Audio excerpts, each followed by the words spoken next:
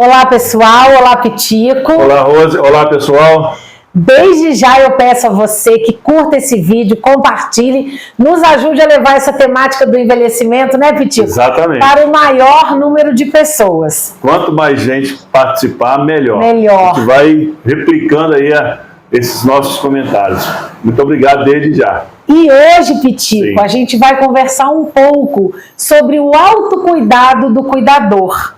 Na verdade, é um assunto assim que a gente está precisando sempre conversar, Verdade. Né? As pessoas que cuidam de outras pessoas, elas realmente precisam ter uma atenção maior consigo próprias, não é, Pitico? Perfeitamente. E é uma demanda muito crescente, né, Rose? Né, Sim. pessoal? Por conta de que, como a gente tem falado aqui, a presença de pessoas idosas, nós mesmos que estamos envelhecendo, é muito maior do ponto de vista dessa longevidade aí, em tempo de vida nosso maior, né? Então precisamos de gente que possa cuidar de nós e de todo mundo já nessa condição de pessoa idosa, né? Sim, sim. E tem algumas questões que para nós, assim, são indiscutíveis, que precisam fazer parte desse cuidado. Por exemplo, atenção, afeto, Sim. respeito, não é, Pitico? Com certeza. Isso a gente já parte do princípio que tem que ter. É uma pessoa cuidando de outra pessoa, Exatamente. Né?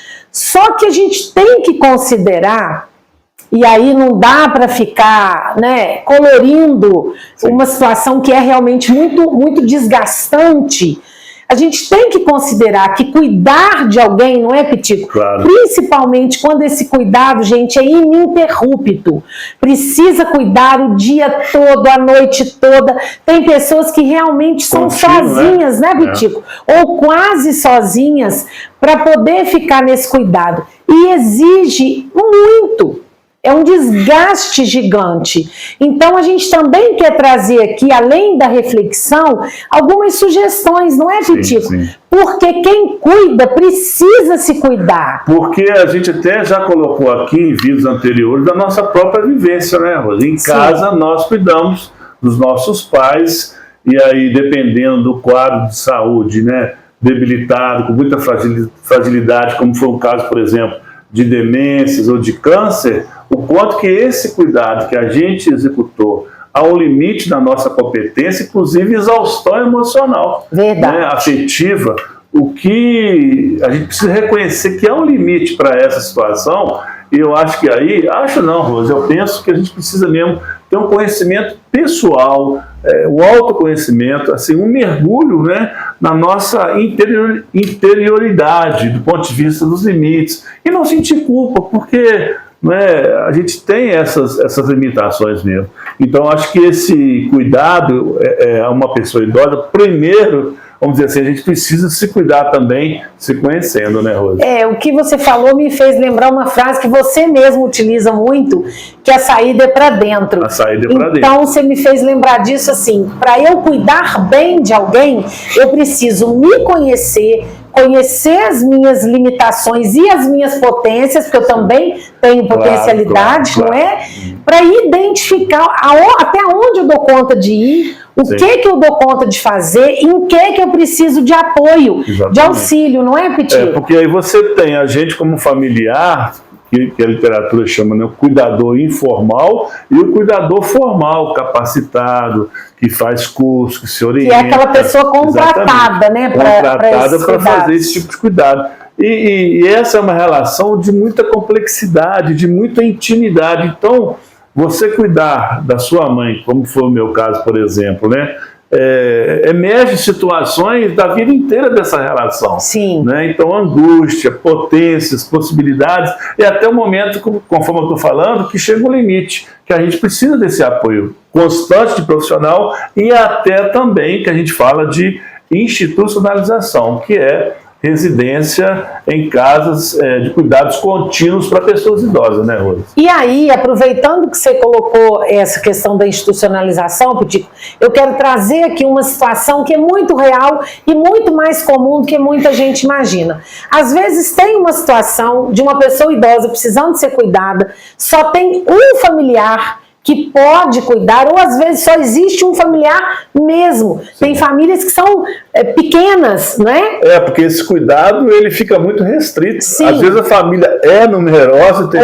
muitos filhos, né? Muitas filhas, mas sim, quem cuida para valer... Sempre tem alguém com um perfil, digamos assim, mais inclinado para esse cuidado. Exatamente. Mas a situação que eu estou trazendo, Petica, no caso assim, uma pessoa para cuidar, uma pessoa idosa precisando de cuidados. Essa pessoa que existe para cuidar, que é a única naquele momento, ela não tem nenhuma vontade, nenhuma, digamos assim, um laço afetivo, laço afetivo muito construído, pouco construído, né? Um vínculo realmente pequeno, e ela de fato não se sente preparada e nem com vontade para cuidar. E às vezes essa pessoa se culpa, quase morre adoecendo mesmo e não consegue achar uma alternativa. Que alternativa a gente poderia colocar nesses casos, Pitico? A pessoa idosa precisa de ser cuidada, porque se está nessa condição, é fato, né? Se está nessa condição, é que já tem um diagnóstico de alguma fragilidade de saúde instalada. Então, se o familiar tem essa...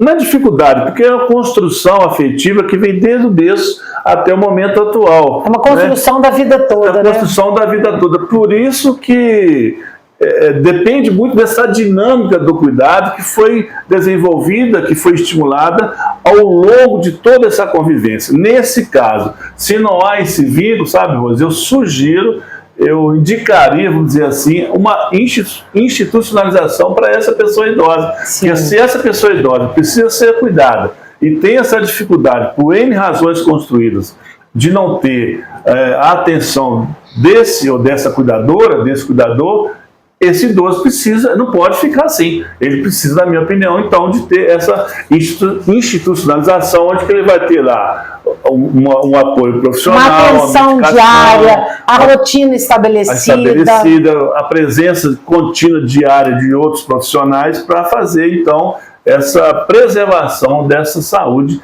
dessa pessoa idosa. Agora, é uma condição muito complexa essa situação de cuidar do nosso familiar, por conta de que, repito, essa é uma construção muito ímpar, muito singular, né? E aí envolve muitas habilidades, a gente vai colher em função daquilo que a gente plantou ao longo dessas relações familiares.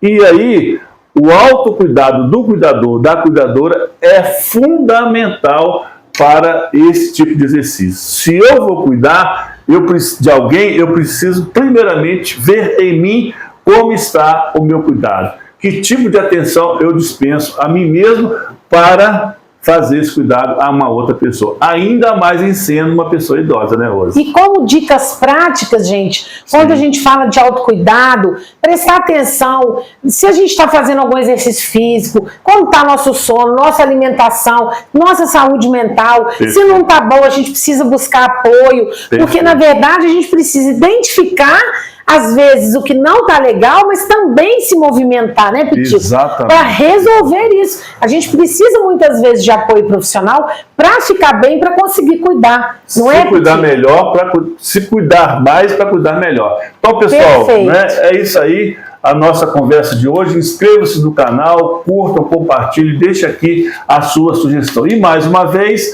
muito obrigado pela atenção de vocês e até um próximo videocast. Muito obrigada, Pitico, e até lá. Eu que agradeço. Até lá, pessoal.